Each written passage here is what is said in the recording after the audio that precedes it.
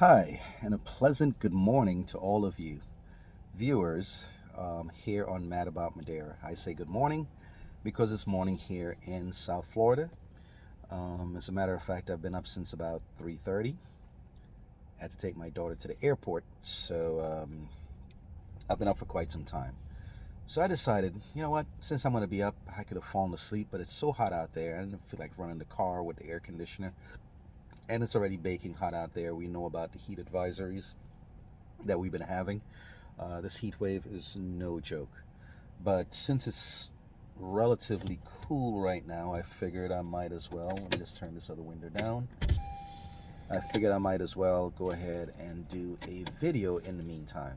Because a thought came across my mind. And whenever a thought does, I come ahead and I share it with you guys. Again, unscripted, no fancy graphics, just a guy talking to you on his camera phone. Okay? Anyway, today I think it might be a little interesting. It's not going to be interesting for a lot of people, but based on the topic or the title that I put up for the topic, probably drew a lot of people's attention. You're peeping in like, what is he talking about? What danger is he talking about? Danger in Madeira? What's going on? Well, hey, you know how it is with the YouTube videos. You got to put something up there that's a little sensational to draw people's attention, that they will come and look at your video. So I've been guilty of that. I'm guilty of that right now. But I am not exactly lying about what I'm saying there. There is a danger. But rest assured, be at peace. The danger I'm talking about here has nothing to do with crime, people getting murdered, or anything like that. The types of things that you don't generally hear in a place like Madeira or Portugal for that matter. Okay? So it's not that type of danger. So let me bring it up to speed as to what I'm getting at.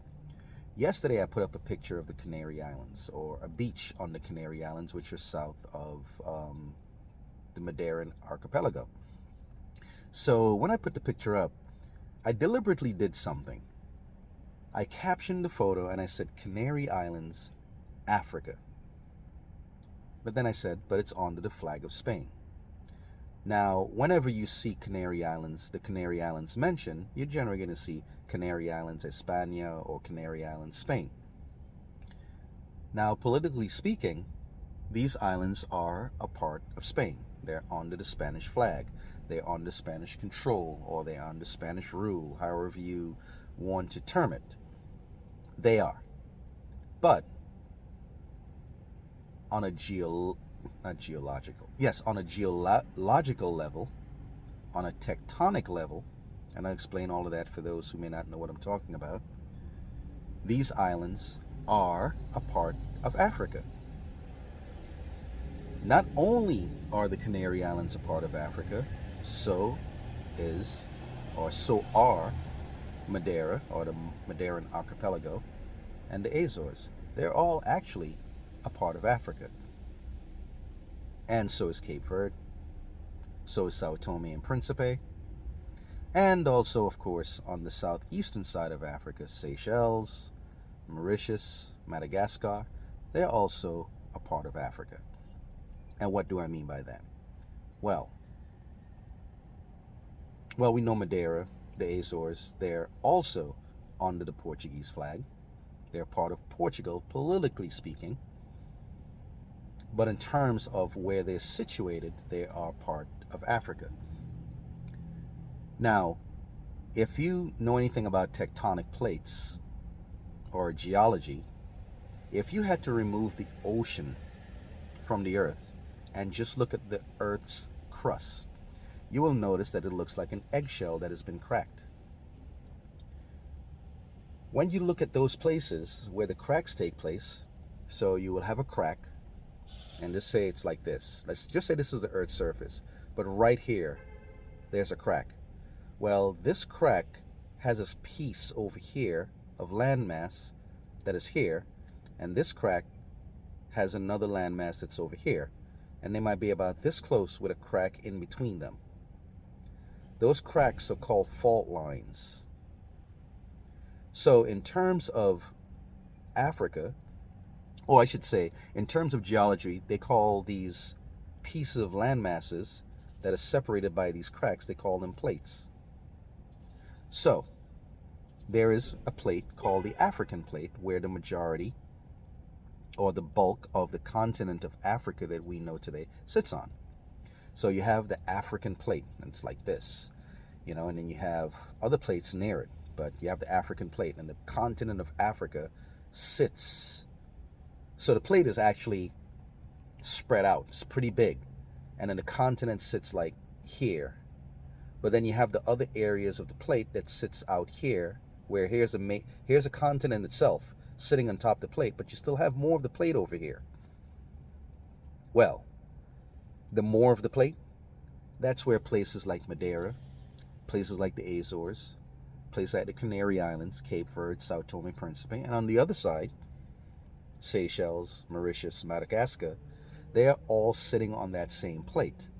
Now, when you look at a map, you may say, but they're not connected to Africa, the continent, that is. But we're not talking about what you see above ground. We're talking about what you see below the ocean floor. And you will notice that that entire plate called the North African plate, called the African plate, that entire plate, contains the actual continent of Africa that we see on the map, but it also contains other islands that's off the continent, and they're part of that plate known as the African plate. So Madeira, the Azores, they're part of the African plate. They're not part of any other plate. They're part of the African plate. Now, the interesting thing about it is that where Madeira and the Azores sit, they sit in a rather precarious position because you have the African plate, but right above so Madeira, so if this is the put it this way, if this is the African plate like this, just say my hand is the African plate, at the very northern edge of the plate is where you will find Madeira and the Azores, at the very northern edge. So down here would be like over on this edge of the plate, you will have like Seychelles, Madagascar, and other places. Here you would have the big continent of Africa, and then Madeira would be off over here somewhere in the Azores, all part of the plate. So this is the African plate. But right against the African plate, you have a crack right there.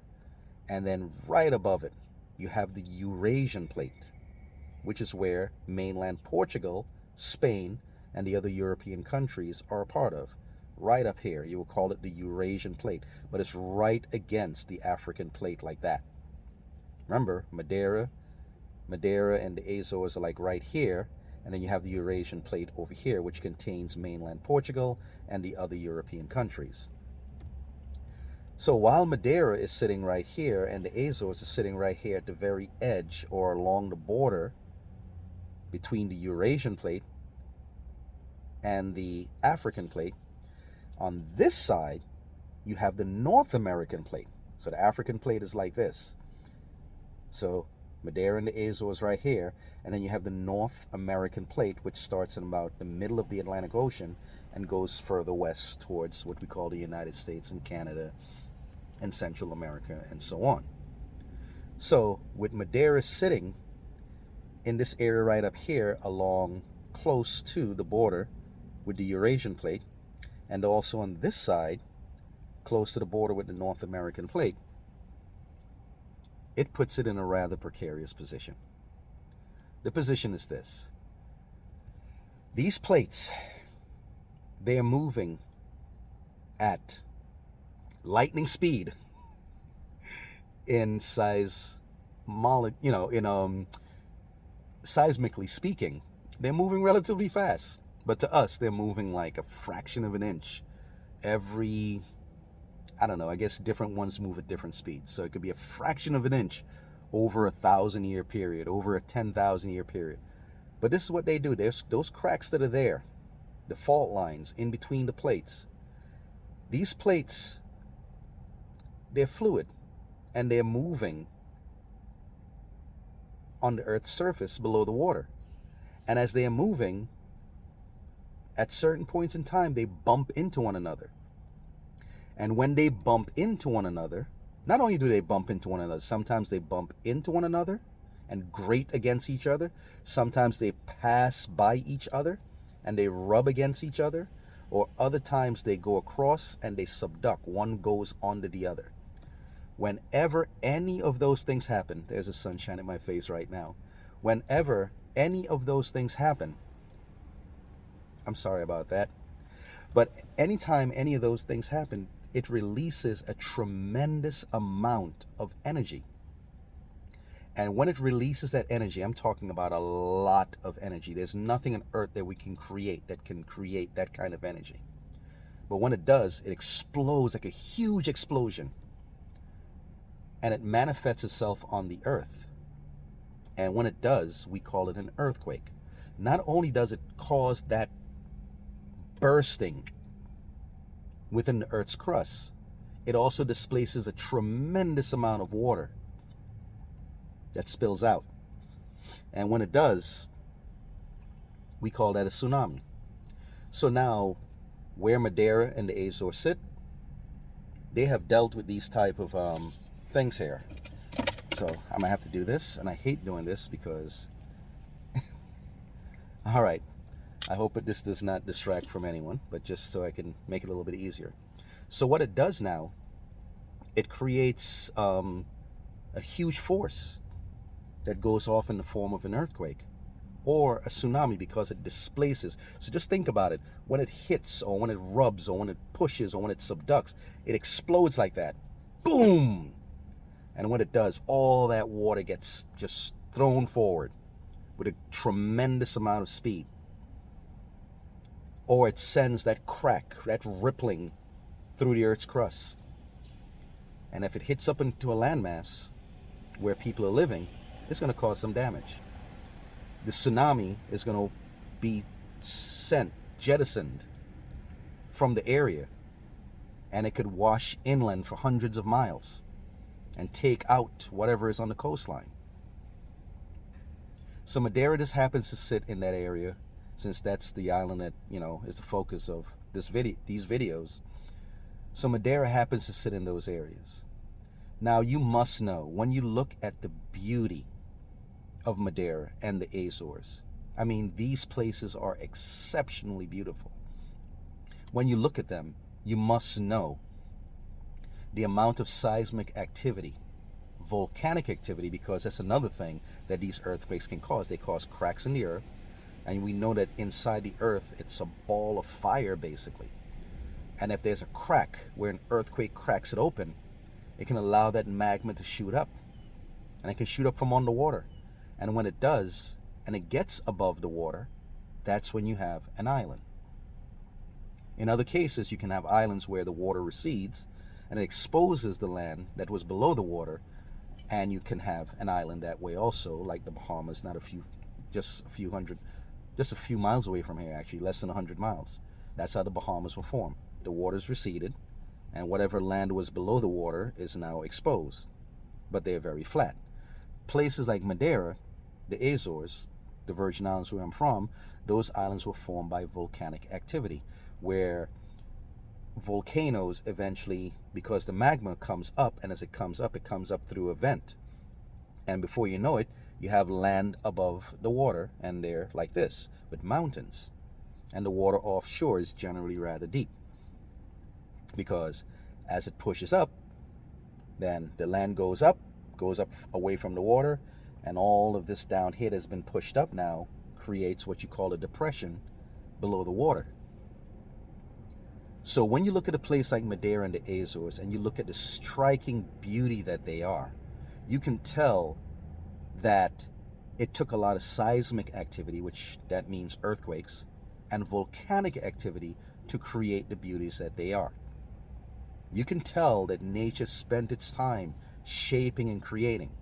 Now, fortunately for us as a species, most of that shaping and creating took place millions of years before we showed up as a species. So when we showed up, our species showed up, human beings showed up, and went over there and saw these places, they were just these idyllic beauties, lush. But all of that came about after millions or hundreds of thousands of years of the earth shaping itself, erupting, shaking, shaping, to bring about the beauties that we have out there today. So when I think about Madeira now, we hear about the Great Lisbon earthquake of 1755, if that's when it was, somewhere around there. I know it was. Not sure. I'm not looking at anything right now. But we hear about the Great Lisbon earthquake, and we tend to think of the earthquake affecting only Lisbon, or that the earthquake happened right there next to Lisbon or right beneath Lisbon. In actuality, the earthquake did not happen. The epicenter, at least, was not at Lisbon. The epicenter was actually 180 miles southwest going toward Madeira. So it was about a third of the way, or almost half the way toward Madeira, is where the epicenter was. But because Lisbon was the populous city, the cosmopolitan city that it was then, probably had a few million people back then, when the earthquake took off, because it affected that city in such an adverse way, it gets the publicity. And people talk about it or use the Great Lisbon earthquake as though it happened right below Lisbon, when in reality it actually happened offshore, but its effects spread as far as Lisbon and beyond. Now, I was asking the question, is there any documentation on effects that took place on Madeira and the Azores? Because again, they were in the area of where the earthquake happened. And I did not look it up as yet, and I'm a researcher, but someone did say on Wikipedia, it mentioned that the Azores, the ports and the coastline and so on, were actually affected by the earthquake. I haven't read up about Madeira as yet to know what transpired there or any testimonials, because in 1755, the island, in terms of the colonial presence there, would have been only, well, actually, it would have been quite some time. I forgot, because the islands were actually happened upon by the Portuguese in 1419. So we're talking about over 300 years there were people living there. So I'm sure there's documentation. I'm sure there are testimonials. I would love to go ahead and, which I'm going to go ahead and study right now. But when I do talk about the danger in Madeira, in the Azores, that is what I'm talking about. As a matter of fact, I want to say, I may be wrong in this, within the past 50 years or so, I think one of the islands out in the Azores was actually created right before our eyes through volcanic activity. You know, I think a volcano erupted and now there's an island out there. I don't know what it is. So I don't know if it was a volcano that created an island out there in the Azores, or if it reshaped an island that is out there in the Azores. That's another thing I kind of have to read up on, but I know something happened out there. Well, that's an example. If it did create an island, it is an example, and of course it happens up in Iceland all the time, but that's an example in our modern day that we can look at and see how these land masses were formed over millions of years. So again, when I do talk about the danger in Madeira, I'm not talking about homicides, I'm not talking about increased crime or anything like that, because that's not the case. So that's not what I'm talking about. But here in this situation, that is a danger that's there. It's always a potential threat. It's a reality that can actually happen. We don't know when Earth is going to do whatever it's doing. And one thing that I always tell people over and over, there's no amount of praying that you're going to do. There are no amount of rosaries or Hail Marys or petitions to God that you're going to do that's going to stop nature from doing what nature does. Because you have to keep this in mind. Nature doesn't care that we're here. Nature is going to do what nature has always done. Okay? Before we were here, there were earthquakes. Before we were here, there were hurricanes. Before we were here, there were tornadoes. Shaping the earth, as Earth does, rearranging her furniture. Okay? It doesn't care because we're here now and say, oops, humans are here, let's behave ourselves. No. Earth is going to still do what it has to do, whether we're here or not, whether it takes us out or not, whether it destroys us or not. It does not care. We can just appreciate and respect nature, stand from afar and be in awe. And we can look at what nature has done and provided this world for us right now.